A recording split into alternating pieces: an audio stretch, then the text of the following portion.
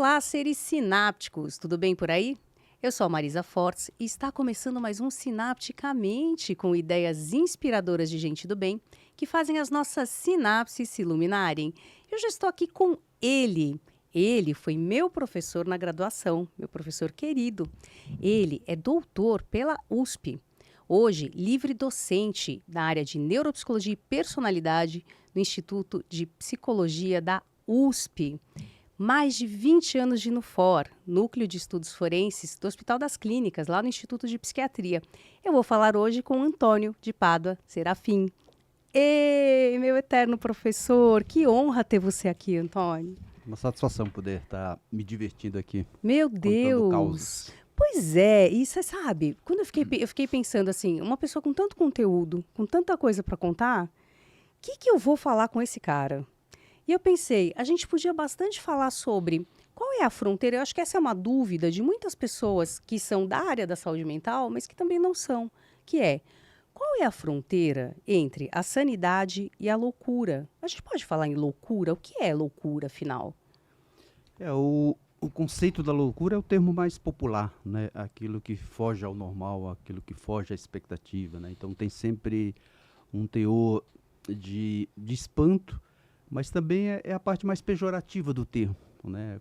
Esse cara é louco, mas também louco é uma expressão que as pessoas usam para qualquer atividade fora do que o outro não faria, né? Só um louco faria isso, né? Então, esse é o conceito mais popular, né? Mas quando a gente pensa na ciência, quando a gente pensa em saúde mental, aí estamos falando dos transtornos mentais, né? Da psicopatologia, que é a disciplina que vai estudar exatamente essas alterações, que envolve o termo popularmente chamado de loucura. Então, na verdade, quando a gente está falando de transtorno mental, das alterações, nós estamos falando daquilo que foge do contexto mais amplo do pensar, do sentir, do raciocinar, do tomar uma decisão. Então, é um processo que altera este funcionamento e as pessoas agem de forma muito extremas em qualquer aspecto, né? Seja, por exemplo, numa tristeza, ela vai ter uma tristeza muito intensa no caso de uma depressão, como ela pode ter uma exacerbação de um processo de euforia, de alegria, que entra muito no que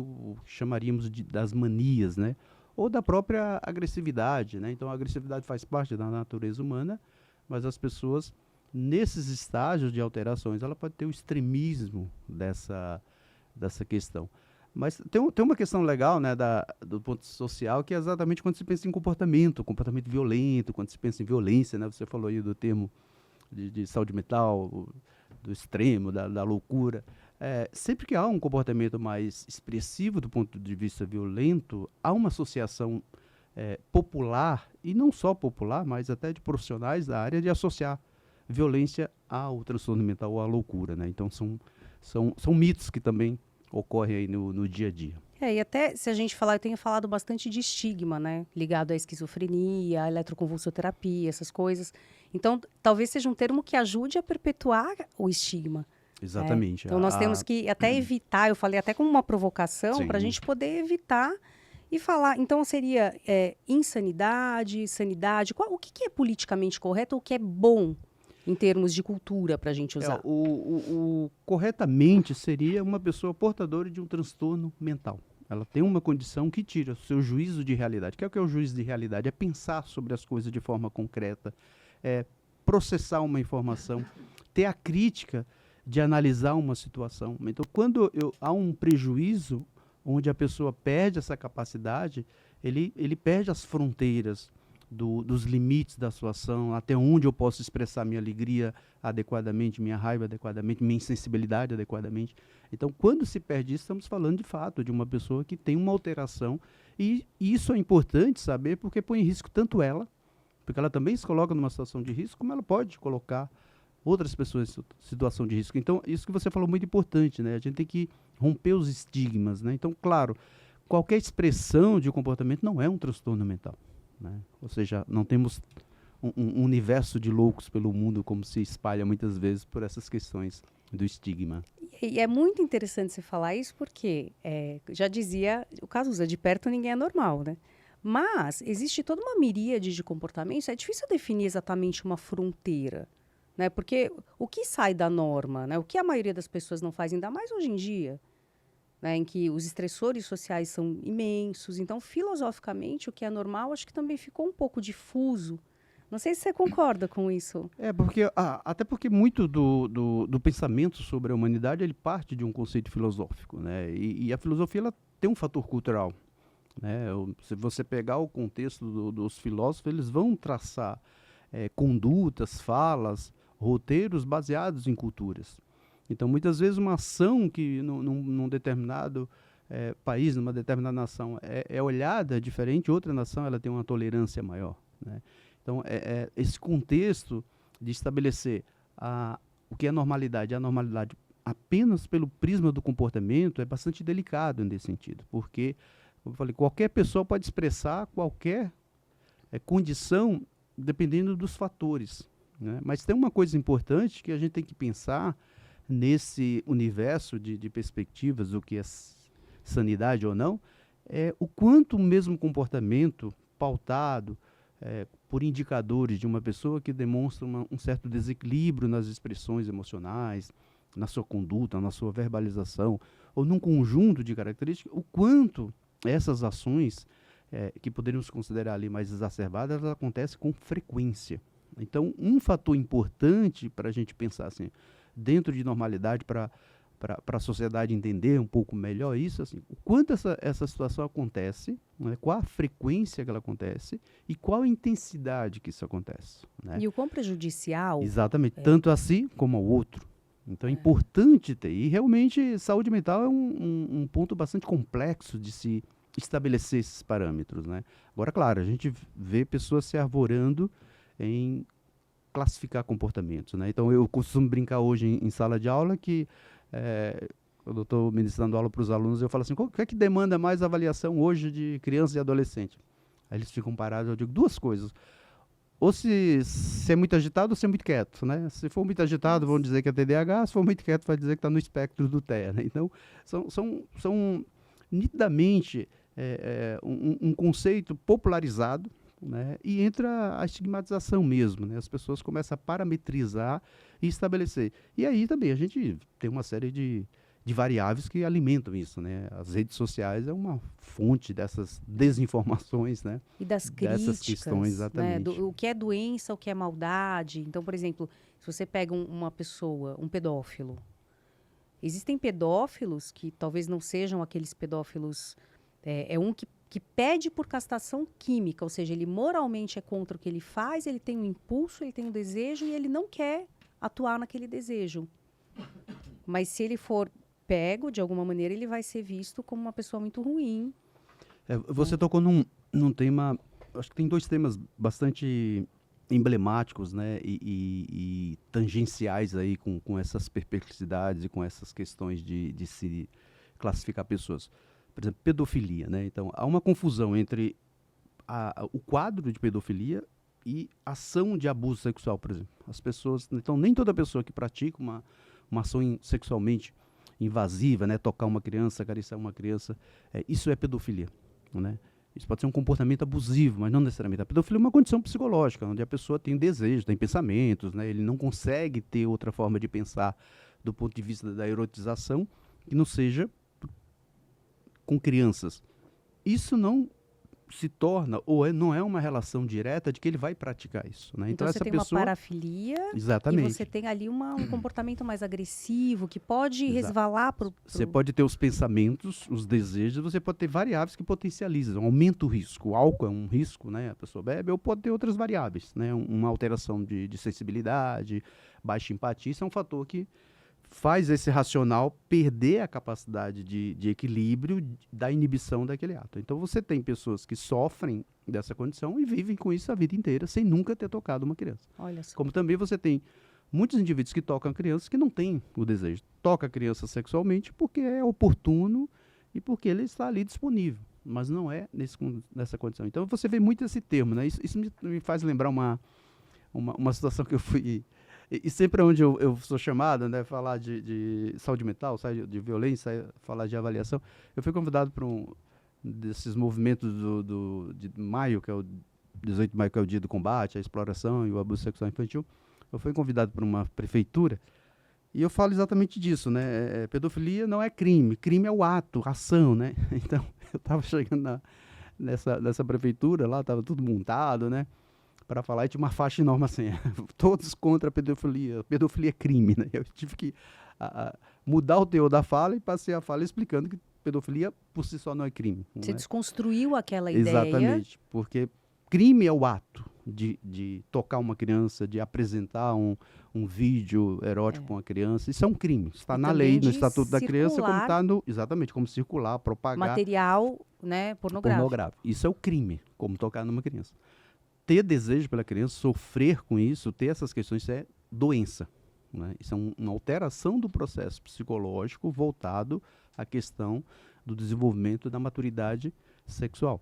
E essa pessoa precisa de cuidados. Ela não precisa de Cadeia. especulação nem prisão nesse sentido, né? Agora, claro, se ela comete o ato, e a condição dela ela tem a pedofilia o suficiente para inibir o controle racional dele, ele toca a criança, ele comete um ato.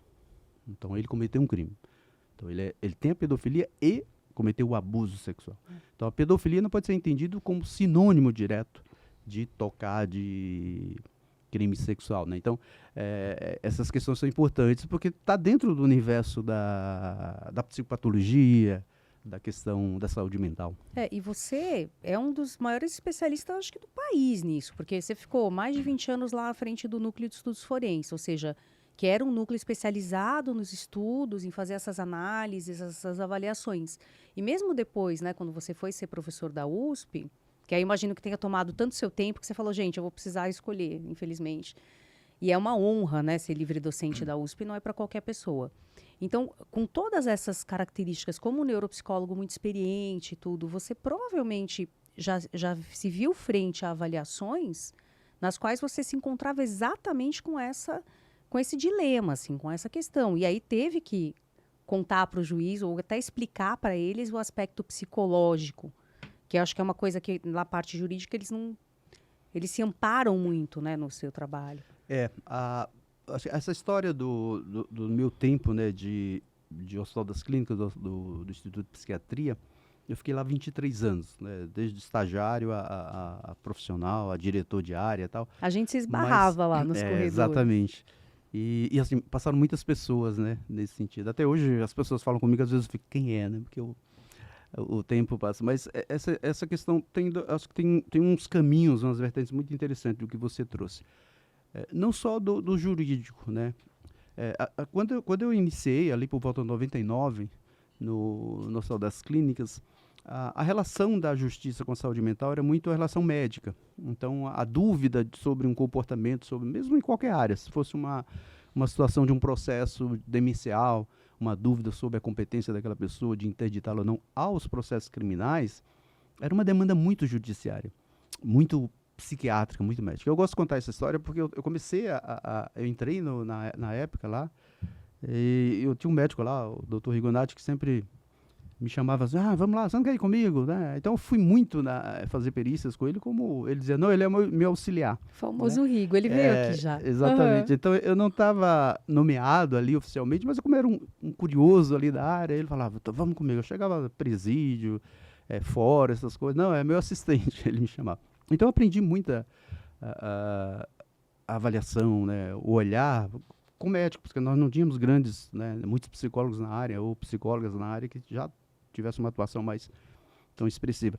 Então eu aprendi muito porque eu vi que a avaliação médica ela contempla um olhar, né? A avaliação psicológica, a avaliação neuropsicológica. Então a gente pensar em aspectos cognitivos, aspectos emocionais, características de personalidade que nem sempre é contemplada a avaliação médica. E eu falei, puxa, cabe coisas aqui, né? A gente pode pensar nisso aí. E aí tinha muito essa leitura mesmo do jurídico para a área médica. Com essa inserção gradativamente ali entrando, a gente começou, aí depois entrou uma colega minha, Fabiana, outras pessoas Fabiana Saf, foram entrando, e aí os médicos falavam assim, e eu comecei a fazer parecer, né? Eu participava dessas entrevistas, fazia o meu parecer. Aí o médico olhava ali e falava, gostei. Aí ele incorporava no... Ainda não incorporava, mas ele copiava. O quê, Antônio?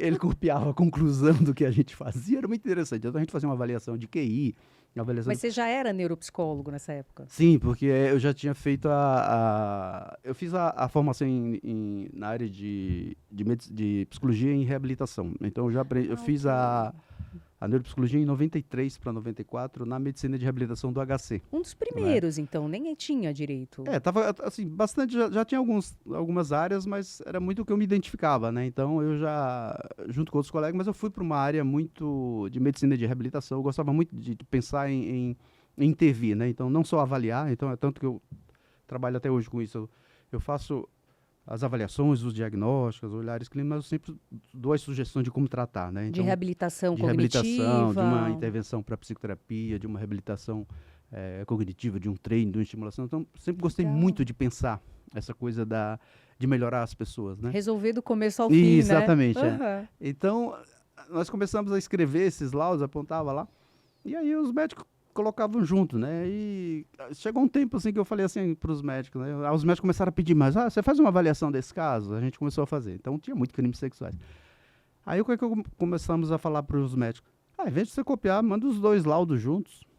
Aí um dos médicos começaram a enviar os laudos ali pro começo dos anos 2000 para os júris, né? Para os juízes. Aí começou a chegar pedidos de avaliação psicológica. É muito engraçado porque a gente começou como você falou, nós fomos os precursores de inserir a neuropsicologia como uma avaliação pericial, porque antes era avaliação de QI, né? Ou seja, uma avaliação para medir a inteligência e de personalidade. E Rocha, né? Que, aliás, essa era uma pergunta. Se fazia O que muito tem, Rocha, além né? do Rocha. Gente, só para explicar, é um teste projetivo que tem uma acurácia grande, apesar de ser projetivo, não é? Tô falando bobagem? Ele tem hoje umas medidas, tem um sistema RPAS hoje dele que tem uma medida mais objetiva, mais padronizada universalmente, mas é um instrumento bastante reconhecido. E é um baita curso, né? São anos para você ser um bom...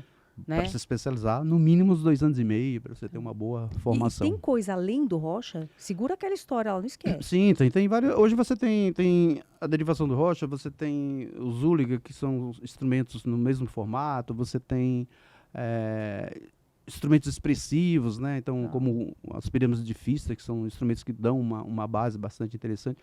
Hoje você tem a questão das escalas, as escalas evoluíram muito as escalas são testes mais objetivos, né, com números, com indicadores, e hoje você tem modelos matemáticos, algoritmos que aumentam muito a qualidade, a precisão da resposta. Então, por exemplo, geralmente as pessoas falam assim, mas se você aplica um questionário, o cara vai manipular as respostas, né? Ele vai querer responder aquilo para agradar. Isso na psicologia chama desejabilidade social, ele vai querer responder para te agradar. Só que os instrumentos hoje ele têm medidas matemáticas onde há se anula a possibilidade dele fazer isso. Se ele for tentar responder algo só para querer mostrar uma imagem, a distribuição dos itens, os critérios hoje de construção desses itens permite um modelo de nulidade dessa possibilidade. Então você tem instrumentos hoje muito mais estruturados. Então você tem esses projetivos, esses expressivos nesse sentido. Nessa época a gente já estava usando alguns, né, Rocha, essas questões. Então, e aí eu acho que eu fiz o primeiro parecer, escrevi laudo neuropsicológico. Isso foi muito engraçado porque eu conto essa história, porque o juiz pega o laudo médico, aquela coisa, né, mais objetiva, mais estruturada e objetiva, e pega um laudo psicológico com mais qualidade. Porque ele diz assim, essa pessoa tem uma dificuldade, tem uma instabilidade emocional. 2 pontos. O que significa isso? Aí aparece lá, estabilidade emocional é que uma pessoa numa situação de pressão, ela pode tanto agir com agressividade, como pode agir com medo, por exemplo. Então o juiz começou a dizer, nossa, então eu entendo o que é isso. Então começaram a aparecer palavras, ou tinha assim, isso aqui tem um déficit cognitivo leve. O que significa isso? Que se exigir muito uma complexidade, de uma leitura, ele não vai ter essa complexidade. Então comecei a inserir os termos de neuropsicologia nos laudos. Foi muito engraçado que começou a chover ofícios no FO, dizendo, chegava assim, solicita avaliação neuropedagógica, assim, aparecia tudo neuro que é neuro qualquer coisa, exatamente assim, né? Mas foi assim que a gente conseguiu. Então, eu lembro que chegou um período lá no FO que a gente tinha mais demandas da avaliação neuropsicológica do que médica. É mesmo. Mas a gente mantinha a avaliação médica por essas questões. E então, eu me lembro que os casos emblemáticos chegavam lá, sim, né? Até hoje, né? Famosos, Os casos, assim, midiáticos. se você pensar desde o Francisco de Assis Pereira, Manico do Parque, pegar os últimos, Suzanne von Richthofen, né? Então, se você pensar no meio desses processos aí, nós tínhamos todas essas demandas Porque era de muito pessoas. confiável, né? Eram Sim. cientistas ali aplicando ciência nessa avaliação Esse da é o ponto, psicopatologia. porque nós começamos a introduzir o processo científico, a pesquisa científica. Então, assim, por que a gente vai usar um instrumento tal? Porque ele mostra, né, internacionalmente que ele é eficaz para aquilo ali. É como uma medicação. Por que se usa a fluoxetina, ou esse citalopram, ou se usa a dipirona para febre? Porque ela é mundialmente comprovada que ela tem uma eficácia para febre. Então, nós começamos a introduzir metodologias de avaliação, de diagnóstico, né, dentro do modelo científico. Então, isso dá um respaldo, né? Então, quando você produz um produto, quando você escreve, quando você publica, quando você lança livro, então você vai materializando esse conhecimento. E quando você materializa esse conhecimento, você divulga, você propaga esse conhecimento. As pessoas começam a ter acesso. Então, as pessoas começam a entender melhor. Então, essa é a importância da ciência. Por isso que a ciência ela é fundamental, né? Eu sempre falo que se não houver ciência, não existe a profissão, porque a ciência ela subsidia a profissão, a prática profissional. Então, o psicólogo, a psicóloga que atende o seu consultório, que usa psicoterapia ou que usa avaliação, ela precisa de alguém lá atrás, na universidade, que está pesquisando, que está desenvolvendo técnicas, que está aprimorando um processo de psicoterapia ou um processo de investigação. Para fazer um trabalho baseado em evidência. Exatamente, né? Porque, esse é o termo. Porque por senão exemplo, cada um faz do seu jeito. Né? Então, cognitivo-comportamental é padrão ouro para transtorno de ansiedade, transtorno de pânico. Então, tem estudos que embasam, né, essa eficácia. Então, exatamente, para depressão, né? E hoje, uma série de fatores. Então, há um avanço desses processos todos, isso é fundamental. E foi assim que a gente foi chegando, né? Então, e como estava no Hospital das Clínicas, por ser um hospital, né? Então, o HC é um hospital de alta complexidade. Os casos que vão para lá de saúde, de uma maneira geral, são casos muito difíceis, né? Que geralmente, fora daquele universo, não teria tanto recurso. Então, saúde mental também já era assim. Então, chegavam casos muito complexos e a gente estudava muito. Então, chegavam casos que a gente não tinha ideia. Então, vamos estudar, vamos entender. Isso também. Sim, tem casos que a gente achou. O que é que a gente faz com isso aí? O que é isso? Né? Então, a gente começava a explorar e pesquisar. Assim. Tinha muitos casos de comportamentos assim, mais gritantes que havia uma certa pressão para se avaliar e definir um horário ali, um tempo, né? A gente precisa de tempo para estudar isso.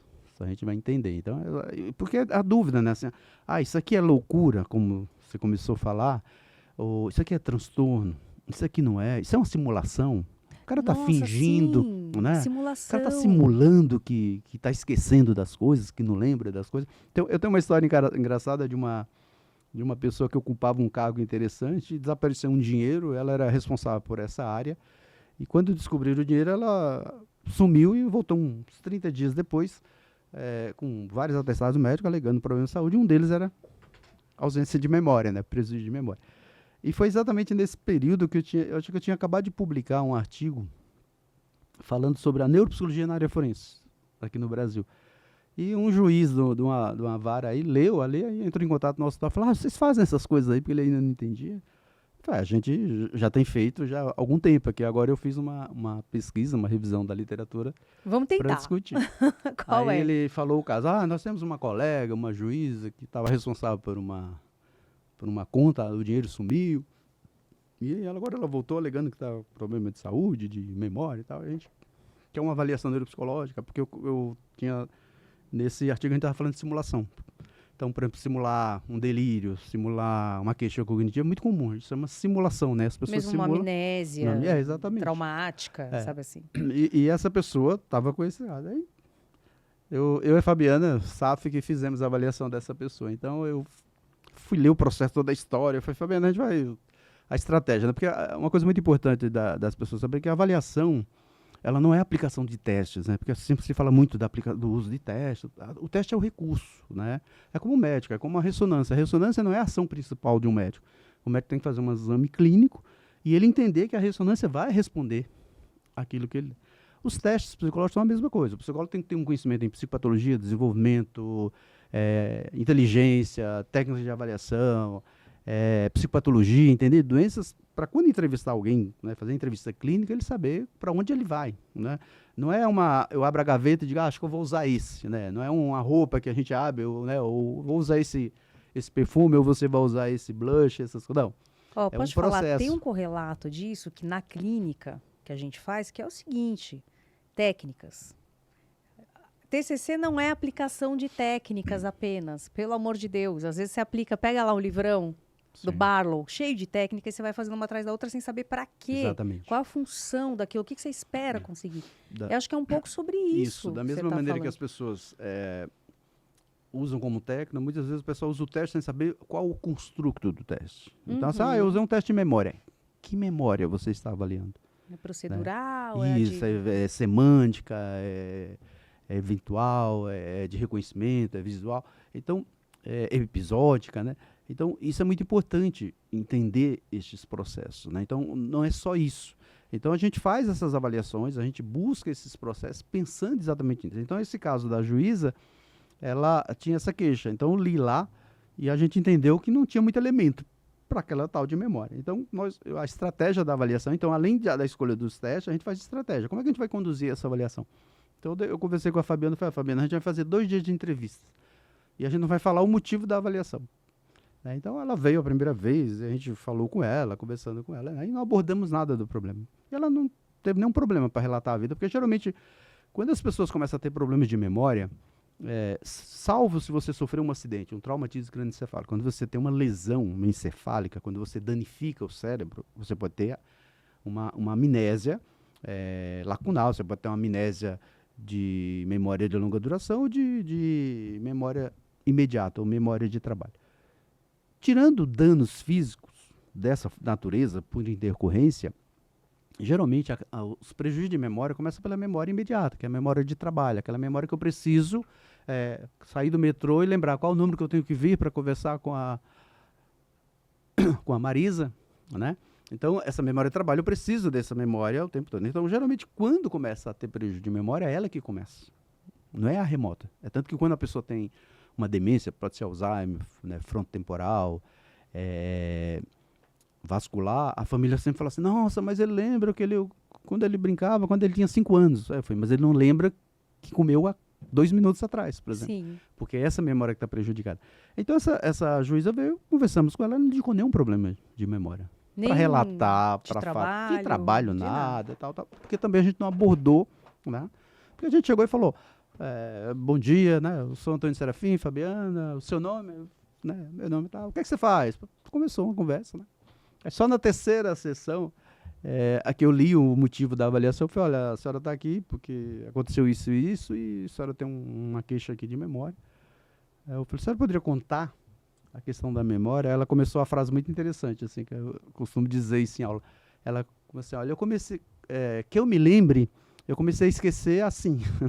Então, assim, é muito interessante, É muito né? interessante. A pessoa que eu tive contato, que ela tinha uma lembrança de como ela conseguia esquecer, né? A memória do esquecimento, né? Então, lógico, avaliamos a pessoa depois, assim, né? Uma prova, nem clinicamente, quando a gente observa, né? Porque isso é interessante, né? Talvez as pessoas assim, mas como é que o psicólogo ele faz? Como é que ele sabe do outro? Eu chego para você, né? Qual o seu nome, de uma hora que você trabalha? Eu já estou te avaliando. Eu avalio a sua capacidade de atenção, de entendimento, raciocínio, a sua expressão, né? O quanto você... Então, são as técnicas que nós aprendemos pelas entrevistas clínicas que a gente entende, e aí, a partir daí, você tem a medida mais objetiva, que é o instrumento. Não verbais. Exatamente, né? todo esse processo. Uhum. Então, eu brinco, né, que a gente anda de metrô e o ouvido de psicólogo ele tem que ficar adormecido. Sim. Porque senão ele fica o tempo todo, né? Assim, a gente tem que treinar muito essa questão. Então foi isso, a gente avaliou essa pessoa e não encontramos nenhum dano. Lógico que a gente não escreve, né, que eu falei, eu usei o termo simulação. A gente não escreve que é uma simulação, a gente escreve que não foi encontrado nenhuma caracterização de déficit, de transtorno, de doença nesse sentido. E já teve alguma vez que você foi avaliar alguém, Antônio, e você ficou com medo?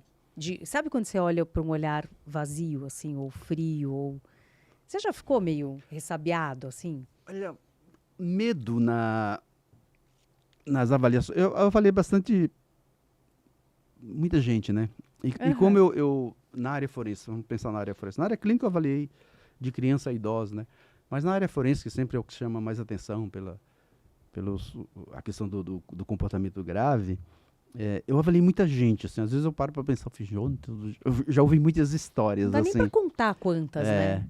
Mas assim, acho que eu não lembro de ter medo, mas eu lembro do impacto emocionalmente, assim, algumas coisas que me imobilizavam, assim, no sentido de me surpreender como alguém tão semelhante à minha pessoa pudesse funcionar daquele jeito. Por exemplo, com a insensibilidade, com a ausência de empatia, né? Então, assim, posso pegar um rapaz que matou 42 meninos no Maranhão, no não Maranhão, foi? Eu exatamente lembro disso. assim, né?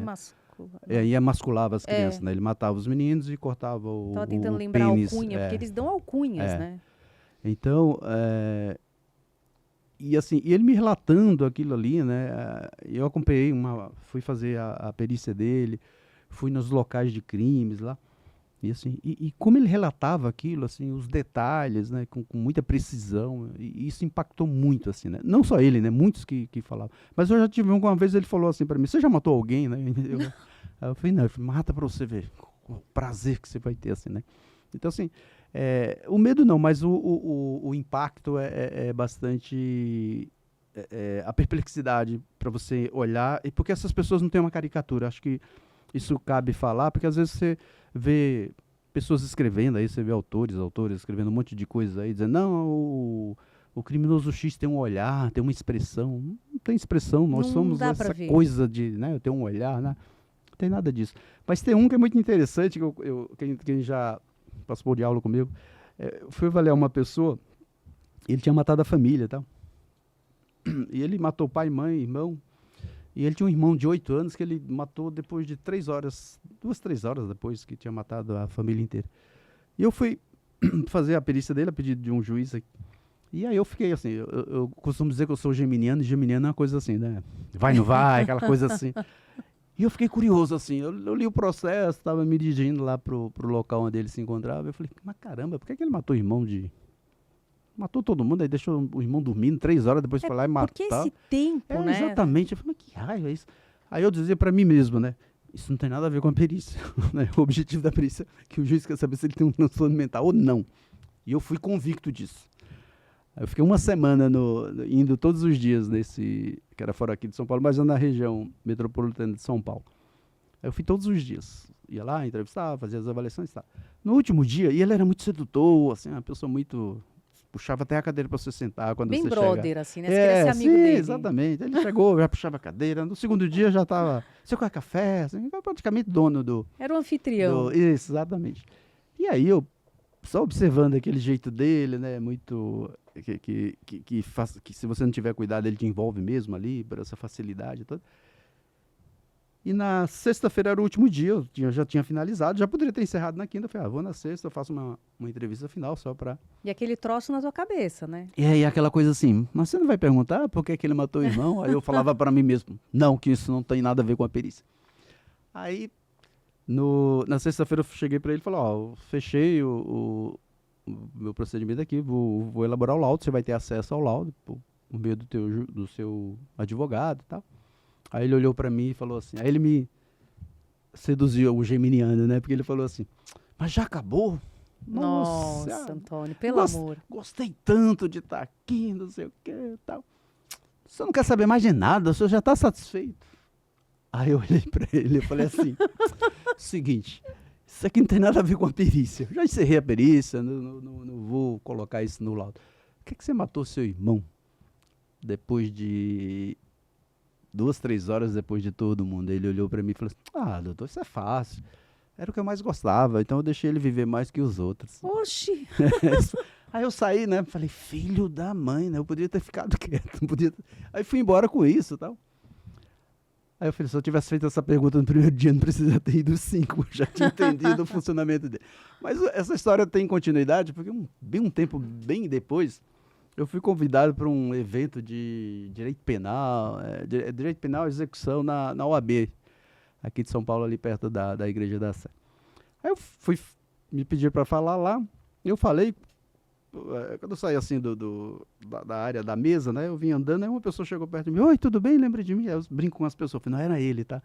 Era o diretor do presídio que eu fui avaliá-lo. Aí ele olhou para mim, você lembra de mim? Aí eu olhei assim, eu falei, eu lembro de algum presídio, né? Ele falou, não, onde você foi avaliar O o fulano. fulano lá e tal. Aí ele olhou para mim e falou, meu, você sabe que ele adorou você?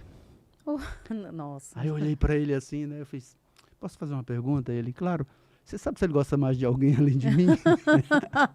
Aí ele, mas por quê? Aí eu contei essa história. Eu falei, não é que ele falou que matou o irmão que ele mais gostava. Por último, eu quero saber se ele resolveu matar outras pessoas. E eu tiver na lista, eu quero saber qual a sequência que eu estarei. Que absurdo. Então, o medo, não tive medo, mas a Ficou impressionado, perplexidade, sim. né? Teve um que talvez eu não tive medo, mas eu fiquei, talvez, precavido. Fui eu e o Daniel Barros. Ah, eu O sei. Daniel Barros, psiquiatra, nós fomos avaliar uma pessoa lá em Belém do Pará. E aí, era um advogado que matou um amigo, que era promotor, só pra vocês verem. Dentro do fórum, eles discutiram, o cara era... No impulso. No impulso, exatamente. Então, quando eu li a história, todo o processo dele, aí eu falei pro Daniel assim, Daniel, esse cara não tem o pavio curto, ele tem embutido. Ou seja, esse cara brincou, ele explode. Eu falei, a gente tem que ter muito manejo. Então, nesse dia, a gente tinha que fazer avaliação num dia inteiro. Então, eu falei, ó, eu brinquei com ele, você brinca de médico, você pergunta se ele tem verme, você pergunta, faz, né? Porque ele é uma pessoa explosiva e não segura, tá? Então, a gente fizemos isso. O Daniel passou 1 hora perguntando sobre saúde, não tinha nada a ver com aquilo ali, que são as estratégias, né? O cara era advogado. Aí depois a gente alternava, eu ia lá fazer uma entrevista, o Daniel fazia outra, aplicava os testes e ficamos 12 horas com ele para fazer essa avaliação, porque era urgente e tal. E fizemos a avaliação. Nós chegamos para ele, até visitar, ele estava pé da vida, né, porque ele tinha nível superior, e ele falava assim, você precisa ver onde eu estou. Ele não estava preocupado porque ele matou um amigo, ele estava puto da vida, porque ele estava numa cela que o esgoto passava assim, nossa. Aí ele falava assim, não, tô nessa aí. Eu falei, não, quero ver. Eu entrei no jogo Você dele. entrou... E o Daniel, vamos ver. Não, você vai ver sim. Quando a gente estiver no intervalo do almoço, eu vou pedir pro pessoal me levar até lá. Pode ser? Ele, não. Aí eu fui. Você fez um vínculo, sim, né, exatamente. com Eu ele fomos ali. lá e tal. Pensando nas histórias que ele tinha feito. Tinha um relato dele uma vez que ele ia chegando na rua dele, ia ter uma festa. Aí tinha que dar a volta para entrar na casa dele, ele pegou o carro e jogou por cima das barracas. Assim, não quis saber, só para você ter ideia do nível de funcionamento dele. E aí, eu lendo tudo aquilo, falei, Daniel, o cara triscou ele. Fiz tudo isso tal, fomos lá ver a cela, realmente um horror, né? Imagina, os presídios no país não é uma coisa, você pensa presídio em alguns estados, você vê a realidade. E um cara daquela estatura, sim, né, socialmente falando. Exatamente. Aí finalizamos, eram umas 7 horas da noite já, tal. Aí chegamos, falei para ele, né, eu fiz, olha, encerramos, tal, agora a gente vai elaborar o laudo, você já sabe o procedimento, você é advogado, tal. Aí ele levantou, olhou assim, falou, posso falar alguma coisa para os dois? Bem sério. Eu, claro, ele pegou minha mão, a mão do Daniel, colocou, me apertou assim. Eu achei que eu ia matar 2 pessoas hoje. O que é isso? Mas hoje, vocês são meus amigos, agora eu mato por vocês. Aí quando ele foi embora, eu falei, Daniel, não ajudou nada, né? Não ser amigo, não ser amigo, ele mata de qualquer jeito. De qualquer jeito. Aí eu fiquei brincando com o Daniel, eu falei, Daniel, podia ter perguntado pra ele quem ia matar primeiro, se era você, né?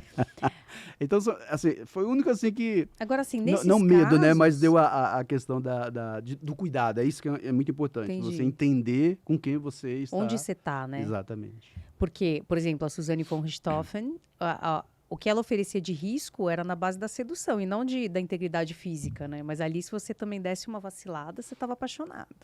Que nem várias pessoas que... Acho que tem um mito disso. Você aí. acha que tem um mito? Tem muito essa coisa assim, muitas vezes as situações... por exemplo, eu lembro do Maníaco do Parque, né? Do início ali da fase. O Rigonati era perito, eu estava como auxiliar ali no início. E é muito interessante porque o pessoal tem muito essa coisa assim, não, o cara matou e depois... Mas cria uma perplexidade. Os primeiros crimes são muito confusos para eles entenderem tudo isso, né? E essa coisa da sedução também é outra Outra questão assim, né? Porque isso você está dizendo que você dá um empoderamento muito grande para as pessoas, né? Então, É como uma sereia, né? Você não vai exatamente, ela conseguir fugir encanta. Não é do... isso, né? É, Então, tem muito mito também dessas coisas assim, entendi. né? Então, claro, e aí você vê muitos profissionais comentando sobre isso, né? E uma coisa assim, por mais que a literatura descreva coisas, nem sempre se aplica, né? Ah, é sedutor, é manipulador, blá, blá. Tem gente que tem, de fato, isso. E tá aí, né? Se você for para Brasília, deve ter um monte Nossa, dessas características aí. né? Manipuladores, com discursos Narcisistas, Exatamente, né? E né? não estão presos, nem estão respondendo o processo, né? Mas deveria. Então, É. são coisas que você... Assim, esse cenário é muito tênue para se estabelecer essas questões do quanto uma característica é perigosa, né? Agora, nesses casos, assim, mais cabeludos, você vai buscando questões de personalidade, né, da psicopatologia ligada à personalidade, mais do que de humor. Porque, por exemplo, não é um explosivo intermitente que tem ali, isso daí é um negócio que é mais Na embaixo. verdade, a avaliação, seja ela para a área clínica, seja ela para a área forense, ela deveria sempre ser muito ampla, né? Eu sempre contextualizo que a gente deve exceder do que negligenciar nas investigações. Então, Na claro, dúvida faz. exatamente. Às vezes, hoje tem uma linha de pesquisa que é muito a questão da regulação emocional, da desregulação emocional. Uhum. Dentro da neuropsicologia, isso entra no que se chama de funções executivas quentes, né? Então, quando a gente fala de funções executivas frias em neuropsicologia, a gente está falando de raciocínio, pensar, tomar decisão, planejar, executar. Quando a gente vai para modulação afetiva, a gente está falando de funções executivas quentes. Então, se a gente está falando de regulação emocional, a gente está falando de impulso, contenção. E quando eu falo de regulação emocional, eu estou falando qual a carga de raiva, qual a carga de estabilidade, qual a carga de insensibilidade, qual a Tolerância à tolerância, frustração. o quanto eu sou susceptível a um aumento da ansiedade, ou quanto eu sou susceptível à questão de um processo depressivo, né? Então, esses mecanismos têm que ser considerados, têm que ser todos explorados, né? E a gente vai fazendo a avaliação por descarte, né? Ou por o que a gente chama de diagnósticos diferenciais. Você vai por exclusão. Eu vou excluindo. Eu vou avaliar sempre o humor, né? O humor tem algum indicativo? Porque às vezes também as pessoas pensam sempre no humor, pensando numa depressão, uma pessoa entristecida, né? Não, às vezes tem uma pessoa irritada. Ela é intolerante. Isso pode ser um processo depressivo. E pode ser privação de sono. Exatamente. Pessoa privada Pode de ser, sono. pode ser um hormônio, pode ser uma Ah, medicação que ela está tomando. Então, são expressões, né? Então, todos esses fatores a gente tem que mediar e investigar para entender. Então, o processo da avaliação é muito complexo. É como se você pensar, é fácil dar diagnóstico de TEA, né, de um transtorno do espectro autista. Eu vejo as pessoas falando, a criança mais quietinha, não olha nos olhos. isso não quer Isso dizer por si muito. só não é nada. Precisa de um conjunto de variáveis e de fatores para que você possa explorar isso. Para a área adulta, é a mesma coisa. Eu vou avaliar uma queixa de memória, eu tenho que verificar se o cara não é obsessivo, por exemplo, né? Alguém pode perguntar, mas o que é que tem uma coisa a ver com outra? Se a pessoa se queixa de memória ou de atenção, por exemplo. Eu tenho um déficit de atenção. Por quê? Porque eu não me concentro, eu não consigo terminar as coisas que eu inicio. Muitas vezes ele não consegue terminar porque ele tem um excesso de preciosismo. Ele é meticuloso, né? Ele é perfeccionista. Então ele está muito preocupado com o detalhe e perde tempo, perde coisas. Então Talvez um não é anancástico. exatamente, não é um fator, né? O impacto no processo atencional dele é secundário a uma estrutura obsessiva, anacástica, por exemplo. Se o psicólogo ou a psicóloga não entender isso, ele vai aplicar um teste, aí entra o teste sendo inadequado. Porque você aplica um instrumento, ele vai provavelmente, se o instrumento mede o desempenho dele por um tempo, você tem que fazer tantas atividades em 40 segundos, se ele é mais obsessivo, mais meticuloso, ele não quer fazer rápido, ele quer fazer bem. Mas aí entra uma Aí, análise qualitativa, isso, né? mas não faz, porque ele vai no número que o Ah, instrumento vai sim. dizer assim, não, ele não cumpriu em 45 segundos, ele zera, isso vai dar um percentil que Que ele não está tem nada a abaixo. ver. Exatamente. Então, se eu não tiver essa complexidade, se eu não entender isso, aspectos emocionais, aspectos cognitivos, aspectos sociais, momentos, tudo isso, eu vou cometer ali um monte de falhas e aí gera um falso positivo ou um falso negativo. Deixa eu aproveitar que estou com o especialista. Então, essa é uma questão que tem me chamado muito a atenção. Eu até estou para chamar alguém, né, do autismo aqui para poder explicar, mas eu acho que você consegue. Tem uma onda de diagnósticos né, do espectro em adultos. De onde surgiu isso? Porque, assim, é de agora para cá. Né? Então, são realmente subnotificações, subdiagnósticos? O que está acontecendo? A questão do TEA está muito similar ao do TDAH. Né? Algum tempo, um pouquinho antes, também as pessoas com adultos buscando, assim, a pessoa fez, eu lembro de um caso, fez graduação, pós-graduação, mestrado, doutorado, pós-doc, trabalhava, não, eu tenho um TDAH. Ele veio, me procurou por uma avaliação e eu falei para ele assim, se você tiver TDAH, o que é que ele te afetou? Né? Então, assim, há eu acredito que tem, assim, algumas subnotificações. Do autismo em adultos. Em adultos e déficit de atenção também. Mas também não no volume da maneira como está. O que acontece também é uma proliferação de descrições sintomáticas. E as pessoas confundem sintomas com doença. Né? Então, assim, eu posso ser disperso, eu posso ser introspectivo, eu posso ser mais introvertido. Como uma característica de temperamento. Exatamente, como uma característica de personalidade. De personalidade. Né? E isso sempre incomodou aquela pessoa. Ele conseguiu ir na vida, mas ele sempre falou, puxa, eu sempre sofri mais para fazer tal coisa. Aí chega uma hora que ele lê, ele abre um Instagram, tem lá...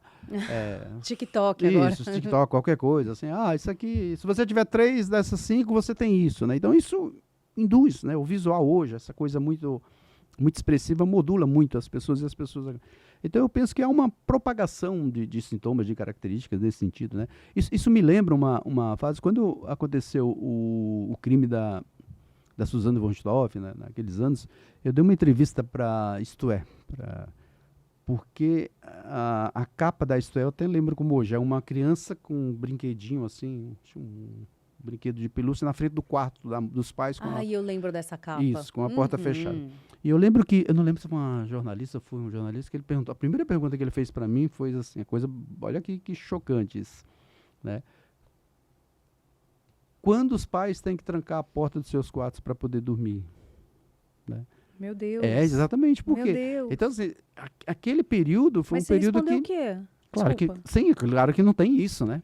Que não há essa perspectiva, que não é isso, porque é um fator isolado. Porque os pais dela eram psiquiatras, exatamente. Antônio. Mas para você ter ideia, o que eu estou trazendo é para você dizer o quanto uma fala ou uma colocação dessa cria uma propagação nesse sentido, né? A mesma coisa foi uma entrevista que eu dei para a revista Cláudia na época também, que eu acho que eu não lembro qual o caso, mas que o rapaz matou a menina, a namorada e tal. E a pergunta era exatamente isso, assim, a pergunta não, a jornalista queria que eu dissesse, que eu listasse algumas características que as mulheres poderiam já utilizar para identificar que aquela pessoa que está com ele era um risco. Eu acho que eu li, sabe o que era? Da Eloá. Lembra o caso da Eloá? Então foi isso. Então, assim, claro que não tem isso, é como você falar qualquer coisa, né? E é isso que eu estou falando. Hoje você tem uma lista a própria Organização Mundial da Saúde, ela está mudando a concepção na classificação internacional 11, na sua versão 11, que já está aí, ainda não está... CID-11? A CID-11, por exemplo, ela muda essa configuração para transtorno de personalidade para sair do modelo categórico. O que é um modelo categórico? Essa lista tem 10 tópicos, se a pessoa tiver 8, Então ela está tirando isso para que a gente tenha uma análise dimensional. Isso tem... Qual a intensidade disso? É suficiente para fechar diagnóstico? Não é? Então, isso muda muito essa concepção. Requer uma análise um pouco mais acurada. Exatamente, né? e muito interessante. E interdisciplinar, né? Vários olhares, né?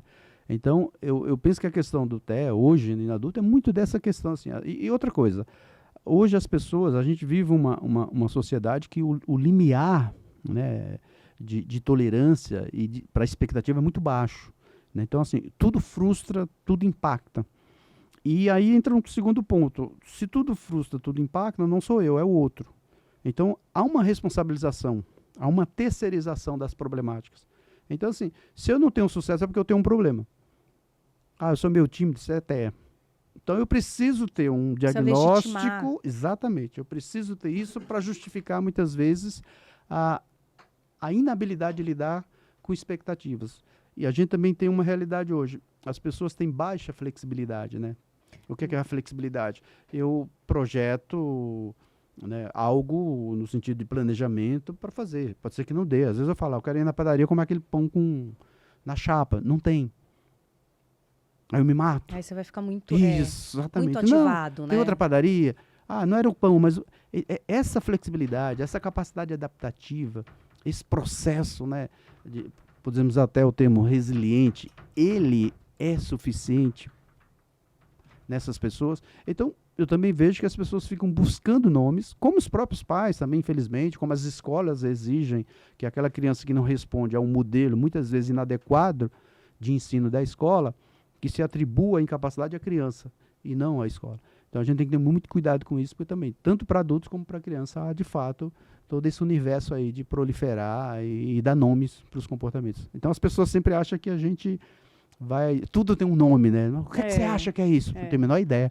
E eu escuto assim, como não? Você é um especialista. Então precisamos entender, precisamos avaliar. Deixa eu botar uma pimenta nisso, então. Você falou uma ou duas vezes, talvez um pouco mais, sobre as bobagens que tem na internet em relação à psicopatia, narcisismo, TDAH, autismo em adultos, todos esses temas de saúde mental que hoje estão em voga, todo mundo fala disso, existem muitos especialistas que se arvoram, né, a falar muita coisa. É verdade? Então tem muita bobagem mesmo? Bastante, bastante. Como é que as pessoas têm que usar um senso crítico para avaliar esses TikToks, essas coisas? Esse é o problema, assim, claro, você tem que avaliar quem está falando, qual o histórico, a formação dessas pessoas. Mas é complicado também, porque você vê especialistas, pessoas que têm uma formação, você vê médicos, você vê psicólogos, escrevendo coisas, falando coisas, que, lógico, você imagina um profissional que é legalmente reconhecido por isso, ele tem um registro profissional por isso, né? Ele tem um CRP, um CRM, e ele vai para um canal, um podcast, ou cria seus canais no YouTube, ou seus TikTok e fala, né? As pessoas leigas, elas vão acreditar, porque hoje há uma necessidade de imediatismo, há uma característica na sociedade muito imediatista. Então, as pessoas leem? Não, muito pouco. Elas pegam os trechinhos da coisa e transformam aquilo numa verdade absoluta. É um absurdo isso. Então, claro, você tem um fator, né? Essa palavra, por exemplo, influência, é muito complicado isso, né? E a própria palavra influência, influenciar, né? Quando eu dou aula, eu não influencio, eu produzo conhecimento. Ah, você me inspirou muito quando você me deu a aula. Inspirar, exatamente, eu ia falar isso. Eu sempre me descrevo como inspirar, mas não influenciar. Né? Então, o termo psicopatia, por exemplo, todo mundo usa, né? A psicopatia de tudo, é insensível, é psicopata. Psicopata tem prazer e gosta de alguém? O psicopata, ele tem uma configuração de... Sim, ele tem um prazer dele, mas não como a gente entende. Por exemplo, ele tem oportunidade, exatamente assim. A relação dele com o outro é o quanto o outro beneficia ele. Então, assim, ele vai ter filho? Sim, vai ter filho. Ele vai casar? Sim. Por quê? Ele vai casar porque aquela mulher representa para ele um ganho, de alguma forma. E o filho? Um ganho. Que nem você falou. Mas não é a relação afetiva que nós esperamos do pai. O cara virou para você e falou... Não, eu deixei para matar o meu irmãozinho por último porque eu gostava mais dele. Exatamente. Como assim? Que isso é na compreensão dele, o gostar dele. Né? Uhum. Entendeu? É o quanto aquilo para ele gera um ganho, gera um prazer. Né? Mas não é a mesma relação que nós temos de sofrimento, de sofrer pelo outro, de estar preocupado. Você tem filho, seu filho não está passando bem, você busca forças para lutar para isso. A psicopatia não tem isso. Né? Ele vai te usar, ele vai manipular, então ele vai andar de mão dada com você, ele vai te apresentar, olha como ela é linda, né? Mas por que ela disse que você é linda?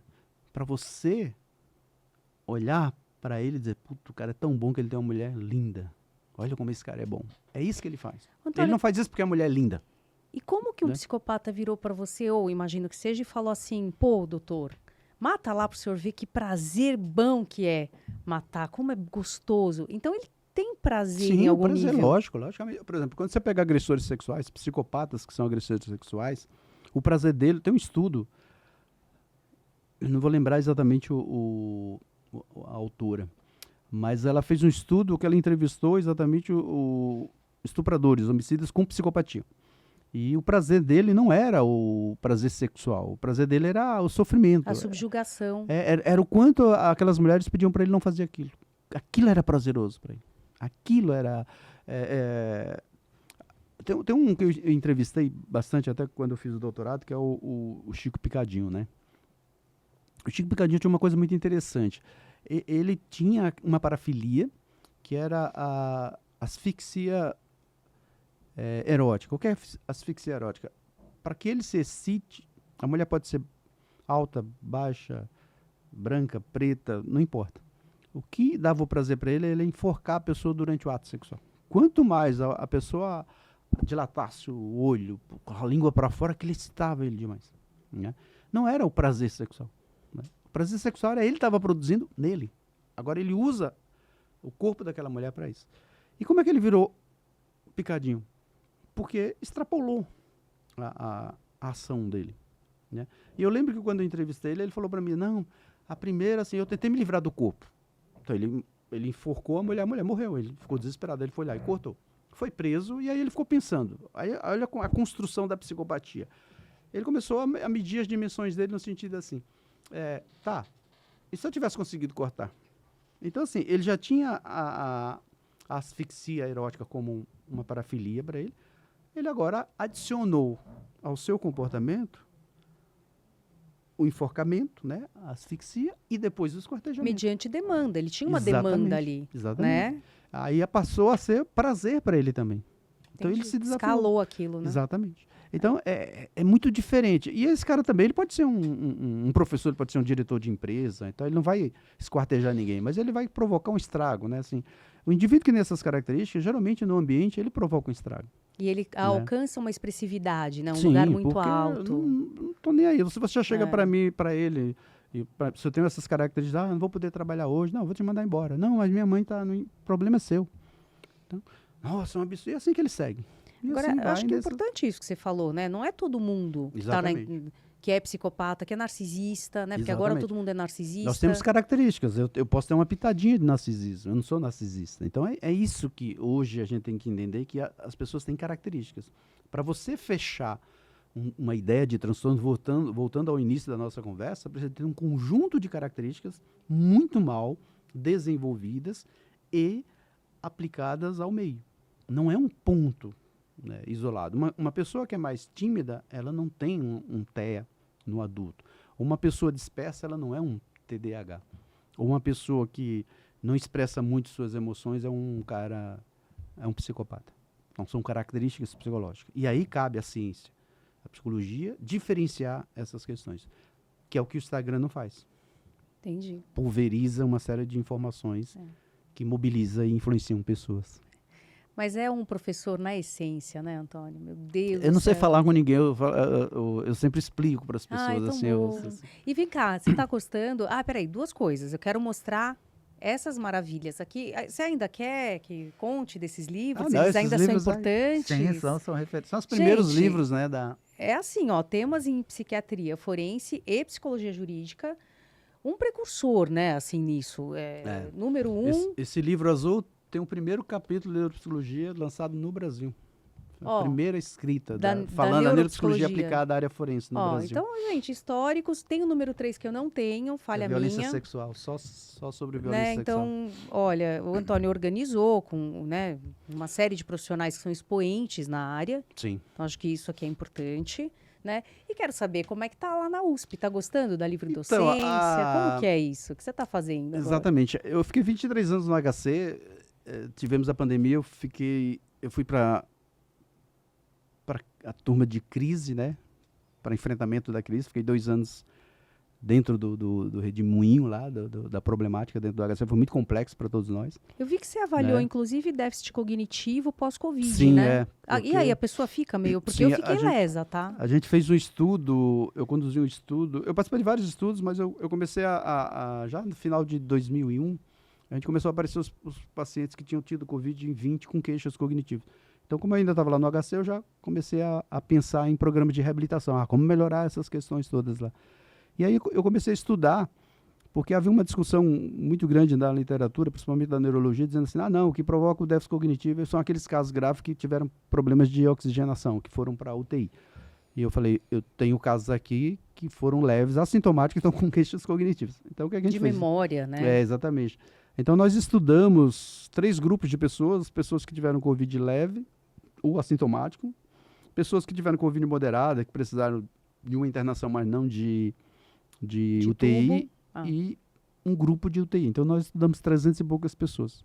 E aí a gente mostrou que os 3 grupos têm queixas cognitivas 18 meses após o contágio. Então, assim, geralmente queixa de memória, dificuldade de atenção e velocidade do processamento. Velocidade do processamento, pessoal, é quando você recebe uma informação e você tem que criar aquela linha de raciocínio para tomar a decisão, para pensar rapidamente sobre isso. Então, essas pessoas tinham essas queixas. Então, nós mostramos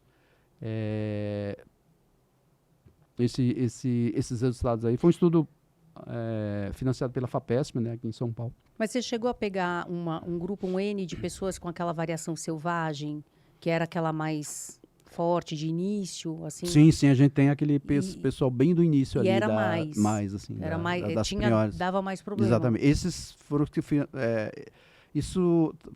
ela foi mais grave naquelas que tinham maior faixa etária, a partir de 50, e que precisaram de internação. Esses ficaram em UTI, assim. Nós temos gente de 18, 30 dias de UTI nessa amostra que nós pegamos. Então, dá para concluir que o vírus da Covid é neurotóxico em algum grau? Exatamente. Ele tem um poder de neuroinflamação, né? Neuroinflamação. Então, ele tem um quadro neuroinflamatório importante. A grande questão que talvez nos deixa pensando hoje é até onde vai isso, né?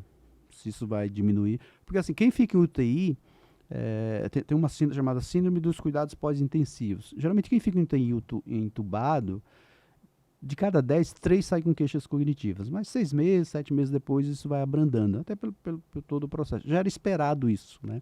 Nós tivemos na população do Covid de 49% a 50%, né? Então é muito alto isso aí. Então, claro, tem um fator dessa hipóxia, que é essa redução de oxigênio, mas também tem um fator neuroinflamatório. Isso é preocupante porque a gente não sabe qual a extensão disso. Acho que o grande desafio é isso. Temos aí um reabilitador, né? Uma pessoa temos que bastante gosta, gente, né? Acho que você proporciona, sim, né, sim. essa possibilidade. Eu estou com um doutorado lá, que tem uma aluna que está aplicando neurofeedback para estimular a memória, Olha atenção só. com esses pacientes. Estamos testando. No Hospital das Clínicas, a Fabiana está conduzindo. Quando eu estava lá, eu tinha iniciado a minha saída, né? Então, você falou da USP, paralelamente, assim, eu sempre trabalhei na clínica, mas paralelamente eu sempre fui um docente, um pesquisador, sempre gostei muito da ciência, né? E em 22 eu fiz um concurso para professor da USP e, assim, eu estou adorando, porque é a primeira vez em 32 anos que eu faço uma única coisa, né? Porque eu passei 32 anos com consultório, com hospital e com ensino, né? Hoje eu só estou na USP, parei tudo, depois de 32 anos do consultório. De vez em quando o pessoal me liga, você não faz uma avaliação e tal.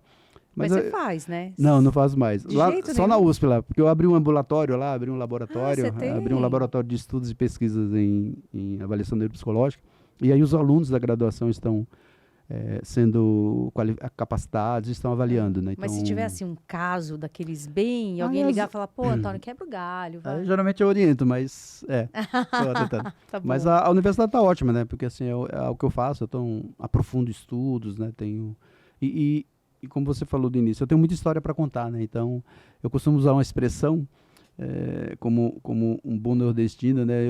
A gente costuma usar a expressão de que a gente mata a cobra, mostra o pau e a cobra morta. Muito bem, então eu vou pedir para você um momento de inspiração, né? Então, como há mais de 20 anos, eu não vou dizer quantos para não entregar, mas você me inspirou lá na graduação, né? Eu sempre olhei para você com muito respeito, com muito carinho, como um mestre realmente, alguém que tem muita profundidade no teu funcionamento, né? Então, para você olhar para sua câmera e deixar uma palavra aí para os seus alunos ou para as pessoas que estão começando ou que estão na psicologia, enfim, o que você quiser, deixar uma mensagem aí antonística para a galera, para geral. O que eu posso dizer é que eu sempre faço as coisas com muita paixão, né? Mas é uma paixão dentro de uma racionalidade, assim, eu nunca assumo aquilo que eu não tenho competência para fazer.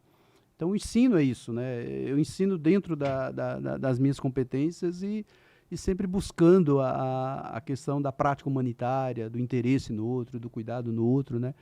E a grande inspiração é assim, trabalhar, você tem que estudar o tempo todo, né? Então, eu cheguei em todos esses níveis de formação e eu continuo estudando bastante, e com muito prazer, né? Então, acho que a forma é essa, é você acreditar, ter um objetivo, ter um plano. Agora, claro, sozinho a gente não consegue nada, a gente precisa pensar quem são as pessoas que nos apoiam, o ciclo que nos apoia. Então a gente precisa de pessoas, a gente precisa ter gente que aposte na gente, que nos dê. Mas a gente também precisa encontrar essas pessoas, a gente precisa buscar isso. É isso, gente, um prazer. Antônio, Cara, sem palavras, o tempo voou aqui, porque quando a gente está com gente que a gente gosta e que tem assunto, né? A coisa fica gostosa, fica boa. Muito obrigada pela sua Eu que presença. agradeço e Foi parabenizo aí maravilhoso. pela iniciativa, né? Esses espaços são interessantes. Então, isso sim, quando você perguntou assim, como é que as pessoas podem filtrar o que se fala, né? Acho que a partir de programas, de podcasts, de forma com pessoas com respaldo. Então, acho que isso é interessante. Parabéns também e obrigado pela oportunidade. Obrigada. E é isso aí. Terminamos mais um Sinapticamente. Obrigada pela sua companhia até aqui. Muito obrigada pela honra de estar aqui conosco. E nos vemos mais aí pra frente, no próximo episódio. Lembra? Cuida de você.